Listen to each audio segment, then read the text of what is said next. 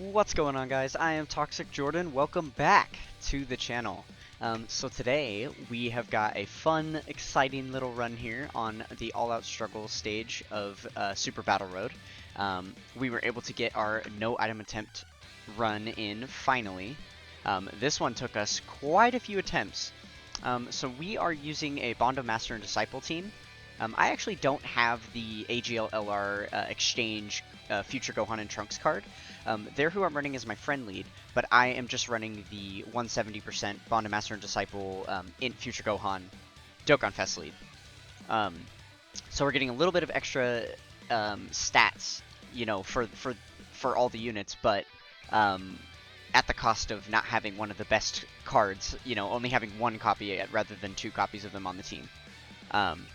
So our rotations are a little bit messed up here. Ideally, I wanted to have the two Super Saiyan Blue Vegetas together. They link up pretty well, and it allows their defense to be good enough for them to kind of tank in slot 1. We didn't have him here, so I opted to put Roshi there. His defense wasn't the best, but he does have that medium chance to dodge, as you saw there. I was also hoping that he would be able to get off a stun for us on the Krillin there. That would have been less attacks that we had to take. But, of course, his great chance to stun for me is pretty much a great chance to do nothing. So, we unluckily don't get it there. But Super Saiyan Blue Vegeta is able to, you know, finish, tank very well after super attacking. So that we don't have too much to worry about there. Now, this is a very good rotation for us. We are lucky enough to have the two Future Gohans linked together. I believe we keep them together the entire fight, through the entire Super Battle Road stage. This is definitely our strongest rotation. They share a lot of links together, and they are boosting each other's attack and defense, more importantly. So, because of the LR's passive, we are trying to make sure that he's able to select a lot of orbs every turn, especially AGL orbs. So a lot of the time I'm very careful about what key I'm selecting. You'll notice that I select key very slowly on certain turns. It's just because I'm opting to set up for the next rotation properly. This stage has really no room for errors at all. So far we have been getting lucky. We haven't had to take any super attacks, which is good because we're taking over 300k damage on super attacks most of the time. Just type neutral.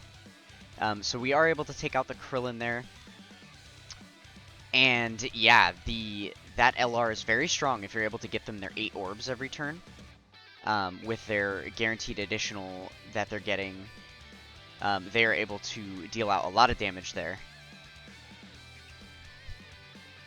So we were actually able to breeze through this first fight, which is super lucky. A lot of the times I wasn't able to get through this first fight. That type disadvantage attack being a critical hit there was very key for us to be able to finish off the fight on that rotation. Otherwise we would have had to, you know, do one more rotation, and we wouldn't have had the best slot 1 unit to cover us, as you can see here. So I believe I opt to put Master Roshi in slot 1 again, because he has type advantage over the Android 17.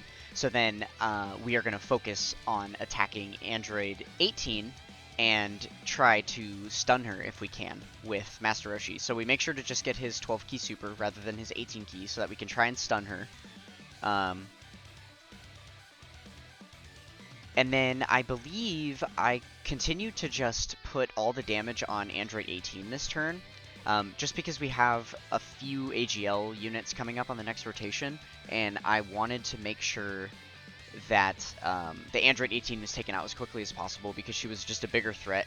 We were liable to die from a super attack by her, so I figured it would make more sense to just put all the damage toward her, focus on her first, and then we should be sitting pretty with the Android 17. Yeah, you can see there, having the type advantage against the Android 17 helped a lot. We were only taking like 7k damage versus like 70k. So yeah, huge difference. We were able to get the stun off, so that was very, very lucky for us. That in like the 20 or 25 attempts that it took me to beat this, that was probably the 3rd or 4th time I ever saw Master Roshi get a stun off. So I was elated to see that going well for us this far. And then we've got type advantage here on in this last slot, so we're able to do a decent bit of damage Unfortunately, no additional super, so we weren't able to finish off Android 18 entirely. Alright, so we've got this nasty rotation up again. Because Android 18 is stunned, we only have to worry about the int attacks, so I felt comfortable putting the physical feature Gohan in slot 1 there. He was definitely going to be able to tank the Android 17, no problem. I was still hoping we weren't going to have to take a super attack. Our health is looking not the best. So I was just trying to get as many, type orbs as I could here to heal up a little bit. But yeah, there you go. We are tanking just fine with this future Gohan having type advantage and his damage reduction linked up with a really, really good linking partner for him. So, and with that critical hit, he's able to take out Android 18, which is awesome because then all of this damage by the friend LR is able to go onto Android 17, which helps us out quite a bit with being able to mop up this stage.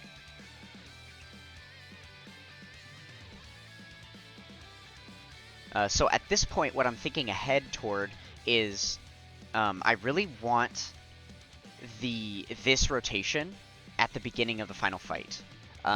Because, the physical future Gohan is a much stronger slot 1 unit than anybody we have to offer on the other rotation.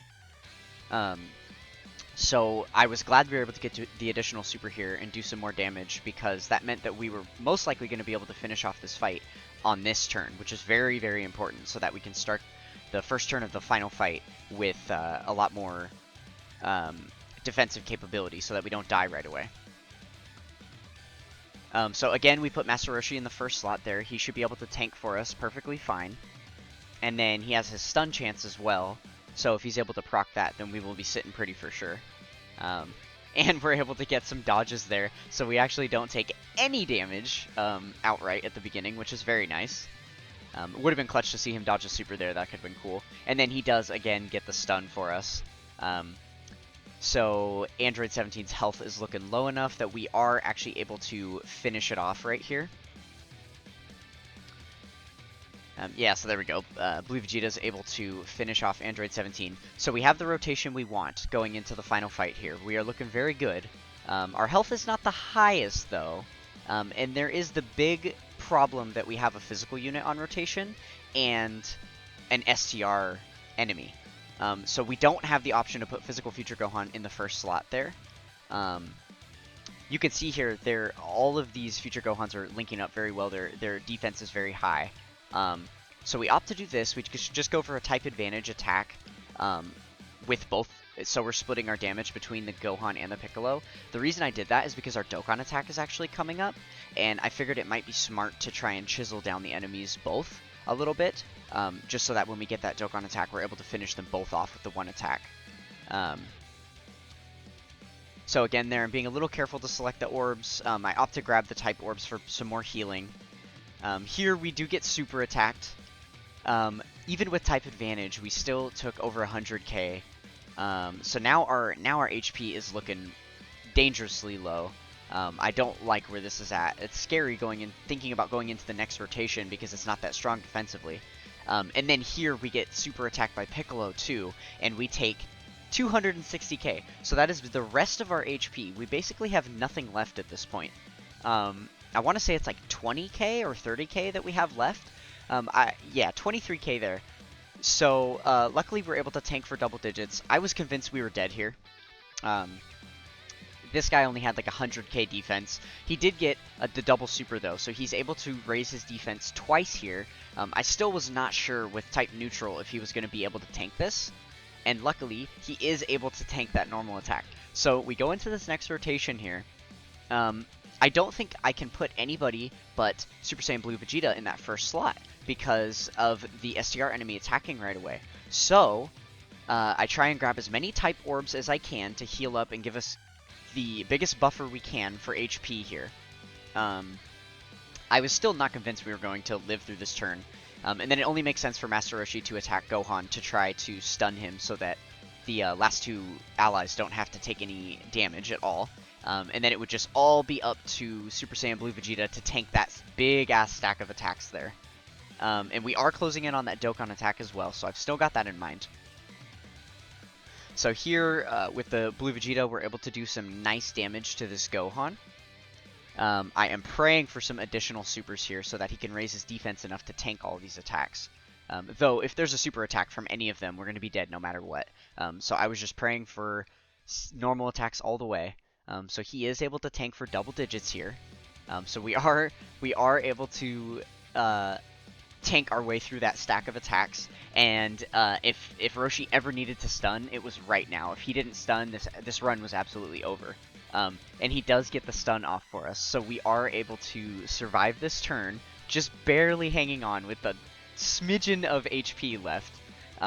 We move on to the next turn here, and we have Future Gohan and Trunks' active skill that we can activate. Now, once you activate their active skill, they have a revival mechanic. So if they are KO'd, then they revive and you get 85% HP. So immediately I think, okay, obviously we're going to throw them in the first slot. And then here, now all I'm trying to do is select as many type key spheres as possible to get that Dokkan gauge to go all the way up. That way we make sure the next attack we do is going to be a Dokkan attack. So when you get KO'd with the revive, you do the revive and then it sends you to the next rotation. So we will have the Dokkan attack set up for next rotation. But we're actually not going to get the Dokkan attack this rotation because here you can see we are KO'd. And so then we get our awesome little revive here. Sweet, the little one-arm Gohan animation. You love to see it.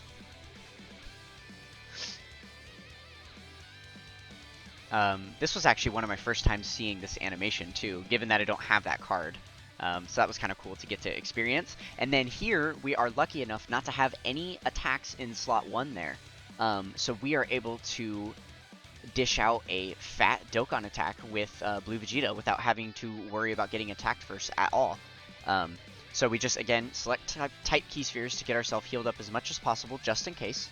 But with both enemies lowered with very little HP left, I'm confident that we'll be able to finish them off with this Dokkan attack here. So yeah, like I said, this was about 20-25 attempts in. This was one of the hardest stages for me to do for sure. There was a ton of RNG based on our rotations that we were getting, based on the stuns we were getting, based on the super attacks the enemies were dishing out. It was definitely a nightmare to get done. Absolutely the hardest stage I've had to do so far. But there you go, guys. That is the all-out struggle stage of Super Battle Road, beaten with no items. Definitely difficult. So let me know what you guys think. Leave a like and a comment, and subscribe if you want. And I hope you guys enjoyed that run. And I will catch you guys in the next one. Peace.